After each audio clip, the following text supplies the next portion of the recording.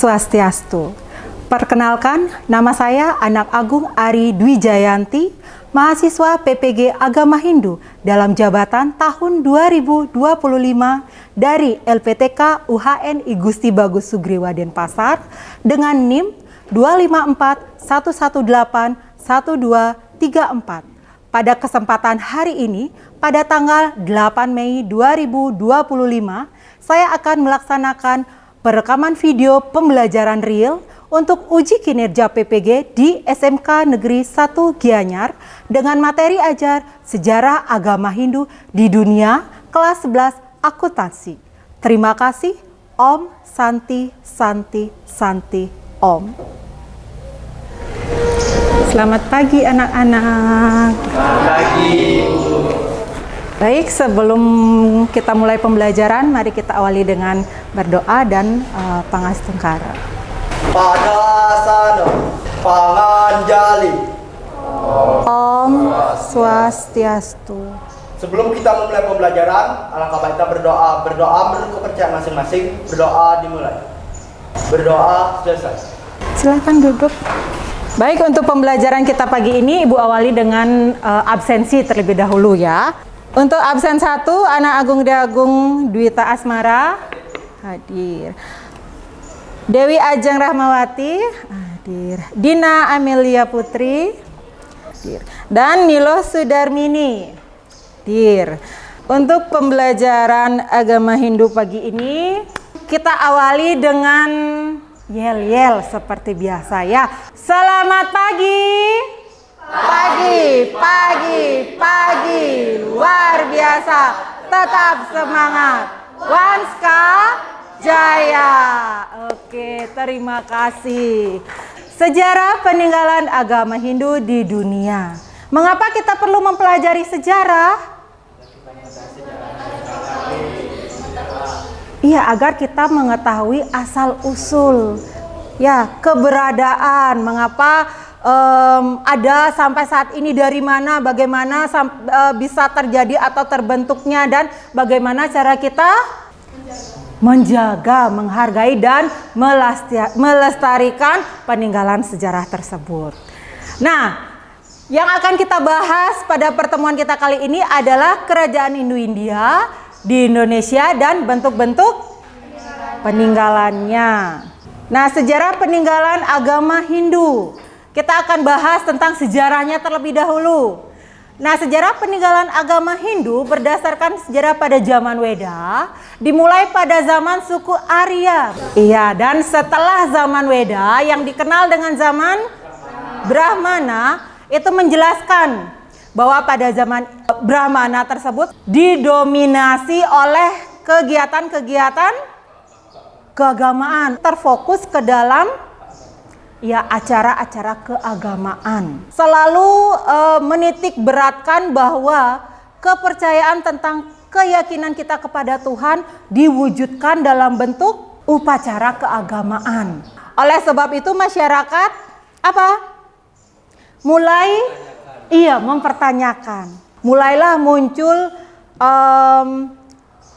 pemikiran-pemikiran yang kritis, sehingga pada masa banyaknya terlahir filsuf-filsuf atau cendekiawan itu disebut dengan masa zaman Upanishad. Betul sekali. Nah, sekarang kita akan membahas tentang peninggalan sejarah agama Hindu di India.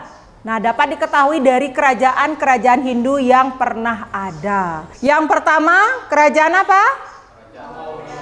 Iya, yang kedua, kerajaan Andhra. Nah, di Indonesia sendiri, kerajaan yang bernafaskan Hindu tidak hanya 1-2 kerajaan saja. Yang pertama, kerajaan Kutai, yaitu pada abad ke-4 Masehi. Kerajaan apa yang kedua?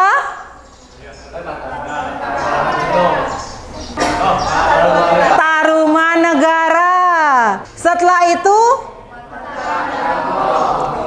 kerajaan Mataram kuno. Setelah itu kerajaan Singosari. Kemudian yang terakhir adalah kerajaan Majapahit. Dari kelima kerajaan itu dibuktikan dengan adanya peninggalan-peninggalan. Ya, selanjutnya bukti peninggalan sejarah agama Hindu di Asia. Yang pertama, bentuk fisik. Apa saja bentuk fisik dari peninggalan sejarah Hindu? Candi, prasasti, dan relif. Iya, betul. Ada candi, ada prasasti, kemudian ada relief. Dan bentuk karya kesusastraan itu berupa kitab. Dan kita ketahui bahwa di Indonesia banyak sekali ya ada peninggalan-peninggalan dalam bentuk kitab. Oke, selanjutnya akan kita bahas tentang contoh-contoh. Ya, ini contoh-contoh gambar peninggalan sejarah agama Hindu. Yang pertama ada Candi Prambanan. Candi Prambanan itu merupakan candi terbesar di Indonesia dan salah satu yang terbesar di Asia Tenggara. Dan sampai saat ini Candi Prambanan berdiri kokoh. Selanjutnya, Candi Prambanan tersebut diperuntukkan bagi Dewa Trimurti. Konsep Trimurti itu sendiri yang terdiri dari Dewa Brahma, Wisnu dan Siwa memiliki peran dan fungsinya masing-masing. Relief itu biasanya terdapat di mana? Di dinding-dinding gua. Ya, yang dipahat baik itu menggunakan alat atau secara alami. Relief yang Ibu tampilkan di depan merupakan relief Arjuna Wiwaha, yaitu sebuah karya seni pahat yang terdapat di Candi Mendut yang terdapat di daerah Jawa Tengah. Relief ini menceritakan tentang kisah siapa? Arjuna. Iya, betul, kisah dari Arjuna, yaitu seorang tokoh dalam epos Mahabharata yang melakukan tapa dan kemudian menikah dengan Dewi Supraba. Nah, ada contoh-contoh gambar peninggalan sejarah agama Hindu yaitu prasasti. Nah, prasasti sendiri di Indonesia sangat amat banyak. Yang pertama prasasti Yupa, kemudian prasasti Tugu. Nah, ini merupakan contoh dari peninggalan sejarah agama Hindu yang berupa kitab. Salah satu contohnya adalah kitab Sutasoma yang juga dikenal sebagai Kekawin Sutasoma. Itulah tadi pemaparan dari sejarah peninggalan beserta contoh-contohnya. Sebelum kita masuk ke sesi diskusi kelompok, apakah ada yang ditanyakan terlebih dahulu? Ibu berikan kesempatan untuk yang ingin bertanya, silahkan. Oke, silahkan nak. Boleh. Di benua manakah agama Hindu pertama kali muncul? Oke, di benua manakah untuk pertama kalinya agama Hindu muncul? Ada yang bisa menjawab terlebih dahulu? Oke, silakan Ayah. Silakan berdiri. Agama Hindu pertama kali muncul di benua Asia, tepatnya di wilayah anak benua India. Peradaban emas Hindu yang berkembang sekitar tahun 2500 sampai 1900 sebelum Masehi. Temannya sudah menjelaskan dengan detail tentang wilayah pertama ya kemunculan dari agama Hindu. Bagaimana? Sudah paham? Sudah, oke. Selanjutnya Ibu akan membuka sesi diskusi. Ya, kita masuk ke sesi berpikir kritis, menganalisa sebuah pertanyaan. Untuk itu, Ibu akan membuat kelompok. Ya, 4 kelompok, masing-masing satu deret bangku. Oke, nanti silakan pilih satu orang yang mempresentasikan hasil diskusinya. Ibu akan membacakan terlebih dahulu apa yang menjadi permasalahan kita. Pada Kekawin Sutasoma menguraikan tentang sebuah kekawin dalam bahasa Jawa kuno. Nah, dari kekawin ini menjadi moto nasional Indonesia, yaitu Bhinneka Tunggal Ika. Instruksinya adalah berdasarkan uraian tersebut, silakan membentuk kelompok. Kemudian analisis apa yang Kalian simak tentang kehidupan masyarakat saat ini, tentang toleransi berdasarkan, iya betul, berdasarkan moto nasional Indonesia kita, yaitu Bhinneka Tunggal Ika. Oke, paham? Paham? Silakan dikerjakan. Oke, untuk waktu kita sepakati 10 menit.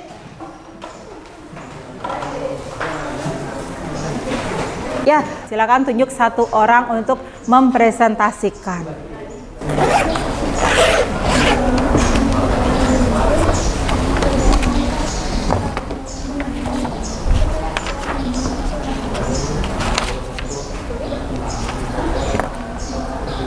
Sudah, silakan didiskusikan.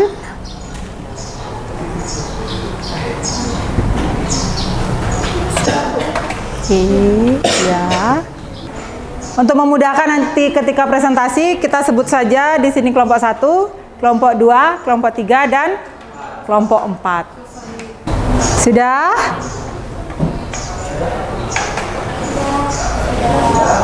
Sudah ya, sekarang kita bahas hasil dari diskusinya. Kelompok 1, silakan. Kami mendapatkan hasil analisis 4 poin penting. Yang pertama yaitu makna toleransi dari kawan sudah sama. Kawan sudah sama mengajarkan pentingnya hidup berdampingan dalam perbedaan, terutama dalam hal agama dan keyakinan. Supaya Bhinneka Tunggal Ika tan hana dharma mau rawo, berarti berbeda-beda tetapi satu. Tidak ada kebenaran yang dua. Lain menekankan bahwa perbedaan bukan alasan untuk terpecah, melainkan harus menjadi kekuatan untuk bersatu. Yang kedua, toleransi di masyarakat saat ini. Secara umum, masyarakat Indonesia menjunjung tinggi nilai toleransi.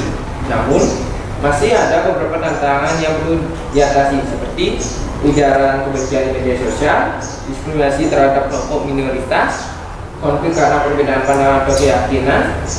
Dari keempat poin itu ada kesimpulan dari kelompok kami, itu nilai toleransi dalam perkawinan beragama masih sangat relevan dan penting untuk diterapkan dalam kehidupan bermasyarakat saat ini dengan menjaga dan memakai semangat Bhinneka Tunggal Ika. Kita dapat menciptakan masyarakat yang damai, rukun, dan bersatu dalam keberagaman. Sekian dari saya, terima kasih. Oke, beri tepuk tangan yang meriah untuk kelompok 1. Oke, silakan. Kemudian untuk kelompok 2, silakan dipresentasikan hasil diskusinya. Jadi saya sebagai perwakilan dari kelompok 2 ingin menjawab hasil diskusi dari kelompok. Jadi sebelum saya memberikan contoh nyata dari toleransi yang ada di masyarakat, saya akan menjelaskan apa itu toleransi. Toleransi merujuk kepada tindakan atau sikap seseorang yang mengizinkan atau menerima keberadaan nilai, ide, objek, atau orang yang tidak mereka setujui. Jadi contoh nyatanya itu seperti kemarin di Bali kita, saat Hari Raya Nyepi yang dimana berbarengan dengan Hari Raya umat yang beragama Islam, itu Idul Fitri. Jadi umat yang beragama Islam menghargai umat yang beragama Hindu yang saat melakukan Hari Raya Nyepi, mereka melakukan ibadah sholat di rumah. Oke, terima kasih. Oke, terima kasih. Beri tepuk tangan yang meriah untuk kelompok 2. Selanjutnya kelompok 3, dipersilakan. Jadi saya sebagai perwakilan dari kelompok 3 akan menyampaikan hasil analisis kelompok kami. Ini saya mengambil salah satu contoh toleransi yang terjadi di masyarakat Bali. Penerapan toleransi di Bali dapat dilihat dari kebiasaan masyarakat yang saling menghormati hari raya keagamaan masing-masing. Misalnya, saat umat Hindu merayakan hari rayanya, agama lain turut menjaga ketenangan dan tidak melakukan aktivitas di luar rumah sebagai bentuk penghormatan. Selain itu, masyarakat Bali juga terbuka terhadap perbedaan dengan membangun tempat ibadah dari berbagai agama secara berdampingan, seperti di TPB Margarana Tabanan. Di sana terdapat 5 tempat ibadah yang mewakili agama-agama besar di Indonesia, yaitu pura, masjid, gereja Katolik, gereja Protestan, dan vihara. Hal ini mencerminkan semangat hidup rukun dalam keberagaman yang menjadi kekuatan sosial masyarakat Bali. Oke, bagus sekali jawabannya. Beri tepuk tangan yang meriah untuk kelompok 3. Selanjutnya kelompok 4 dipersilakan.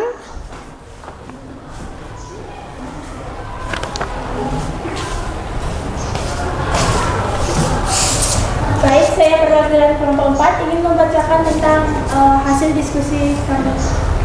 Misalnya, saya mengambil contoh dari saat Hari Raya Nyepi yang berbarengan dengan Hari Raya Umat Islam. Umat Islam dapat mentoleransikan terkait kegiatan Hari Raya Nyepi di agama Hindu dengan cara tidak ikut keluar rumah. Oke, baik. Itu yang dapat saya sampaikan. Mohon maaf apabila ada salah kata, saya ucapkan terima kasih. Terima kasih. Tetap beri tepuk tangan yang meriah untuk kelompok 4. Ya. Nah, dari keempat analisis masing-masing kelompok tadi, Ibu bisa menarik sebuah kesimpulan, yaitu bahwa toleransi harus ada dalam diri. Iya, toleransi harus ada di dalam diri kita sendiri. Seperti yang dari awal sudah dipaparkan bahwa apa itu toleransi. Nah, itu sudah harus kita tanamkan di dalam diri sejak dini. Ya, ingat kita merupakan makhluk sosial yang tidak bisa hidup dengan sendirinya. Contoh nyata yang tadi anak-anak sudah jelaskan, hal yang terjadi kemarin. Yaitu hari raya besar keagamaan yang jatuhnya bersamaan. Nah, dalam ajaran Hindu atau umat Hindu sedang melaksanakan catur brata penyepian. Tetapi umat Islam atau saudara kita yang beragama Islam sedang merayakan kemenangannya yang fitri. Tentu saja sebuah kemenangan itu kan setiap orang pasti ingin merayakannya dengan meriah, dengan rasa toleransi yang tinggi, tanpa mengurangi makna, tanpa mengurangi rasa persaudaraan. Kedua hari raya yang jatuh bersamaan itu dapat terlaksana dengan baik. Dari hasil diskusi kita pada pagi ini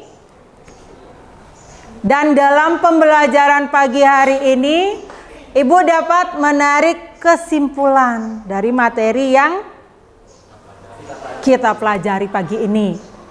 Ya, nah kesimpulannya adalah agama Hindu memiliki sejarah yang panjang dan kompleks dengan perkembangan yang terjadi selama lebih dari 3.000 tahun. Nah, sekarang agama Hindu terus berkembang dan beradaptasi dengan perubahan zaman. Dengan munculnya berbagai gerakan dan organisasi Hindu modern. Peninggalan agama Hindu juga dapat dilihat dalam berbagai bentuk, seperti candi, kuil, dan festival-festival keagamaan. Kita sudah berada di penghujung acara. Ya, namun untuk mengakhiri pembelajaran kita pagi hari ini, jangan sampai meredupkan semangat kita dalam pembelajaran selanjutnya. Sebelum mengakhiri pembelajaran, Ibu ingin merefleksi pembelajaran kita hari ini. Apa yang dirasakan dalam proses pembelajaran kita hari ini? Senang lagi? Seru lagi? Tegang? Lega, oke lega. Selanjutnya menambah pengetahuan lagi.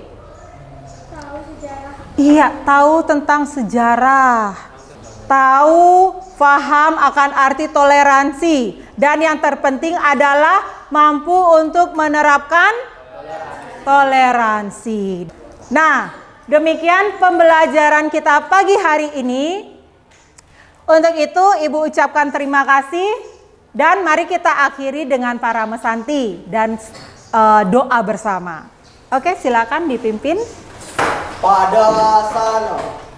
Sebelum kita mengakhiri kegiatan pembelajaran hari ini, alangkah baik kita berdoa menurut kepercayaan masing-masing. Berdoa dimulai. Berdoa selesai. Prabo Santi. Om Santi Santi Santi Om. Selamat pagi.